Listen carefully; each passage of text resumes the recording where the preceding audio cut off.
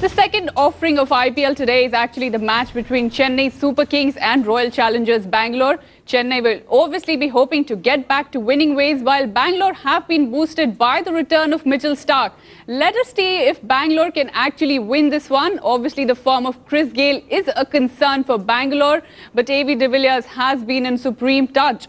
On the other hand, CSK, though, seem to have found some sort of rhythm, but they are still struggling and will want captain Mahendra Singh Dhoni to fire and not just depend on the openers Brendan McCullum and Dwayne Smith.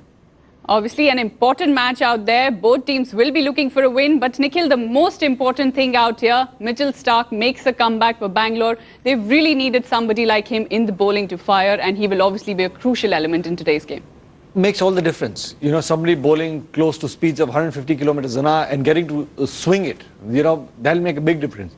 And it might be a revenge of some sort with Brendan McCullum right at the top, as well as Dwayne Smith. It's going to be interesting how he tackles, you know, those overs of Mitchell Starc. If they handle him the initial burst, you know, maybe one over, or if he bowls a fantastic over, picks up a wicket or two, he might bowl another over. They'll keep him. Virat would keep him for the last 2 overs, for the death overs as well. But, you know, with the kind of firepower that Chennai's got, you know, like you said, Mahendra Singh Dhoni needs to fire. Suresh Raina needs to go out there, you know, carry on that momentum. It's all been about Dwayne Smith and Brendan McCullum, you know, taking the momentum, winning them games. So it's going to be a battle of sorts. And also from the other side, I think Chris Gayle is the only guy who's fired in one of those games. Virat Kohli's had a fairly quiet IPL so far as well. AB de Villiers, sparks of brilliance, but hasn't won them a game as well. So both sides, plenty of match winners, Radhika, but only sporadic performance from either of them. Boria, as far as Nikhil is concerned, he feels that Chris Gayle is the only player who's fired for Bangalore, but Virat Kohli was sort of critical of Gayle in the last match. And the problem between them, obviously, that Gayle looks for the big hits, probably doesn't look at rotating the stride. Kohli not very happy with that. What do you have to say about Gayle's form in the tournament? He's fired in one game, but not really that explosive. Yeah, I mean, you want Chris Gayle to be more consistent. I mean, 1 in 5 he can win you, you know, and he will. But having said that, you need consistency at the top of the order. That's why you're a match winner and a match winner of, you know, humongous proportions.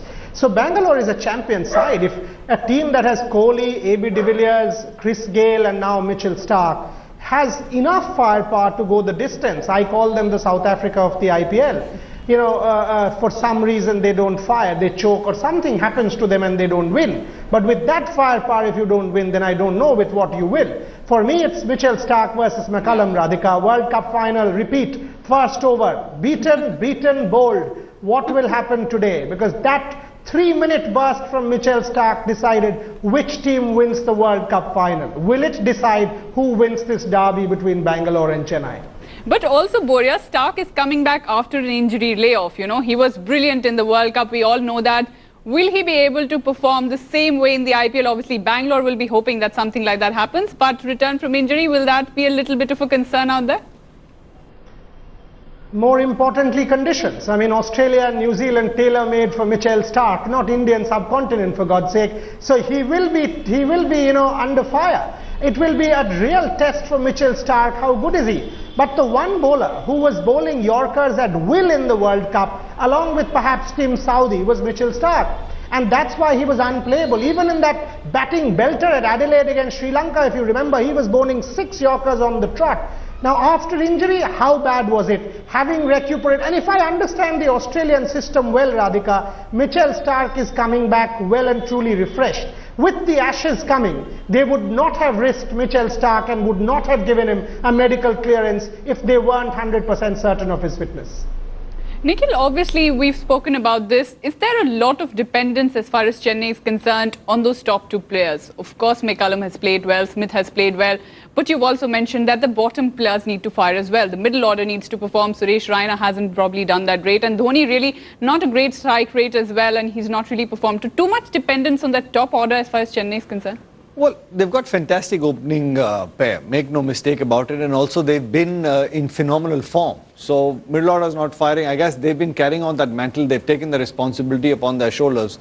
But when you're playing such a long tournament, at the end of the day, your middle order needs to fire. If you want to make it, you know, in the playoffs and then carry on, everybody needs to be contributing towards victories. You know, it can't be just 2 guys carrying you right the way through. At the end of the day, Yeah, well, Bravo got that one brilliant performance where he got that 20-odd cameo when he got them the game.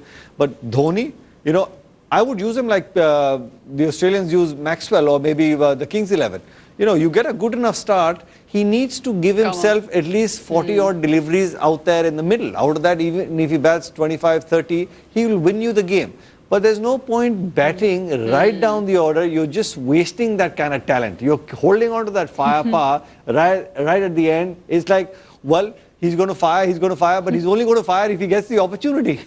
Boria, we've spoken about this a lot. Where does Mahendra Singh Dhoni bat? Obviously, we've said a lot of times that he should bat up the order.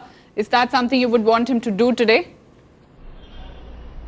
And number 4, how many times do we want to say this to Mahendra Singh Dhoni? He's a great batsman in this format, T20 and one-day cricket. And this, you know, Saurav Ganguly perhaps has said it the maximum number of times on national TV and in his columns. Mahendra Singh Dhoni, for God's sake, you're a match winner. You're the best your team has, Team India has, Chennai Super Kings has, any team that you play for has. So please do justice to your own talent and bat at number 4.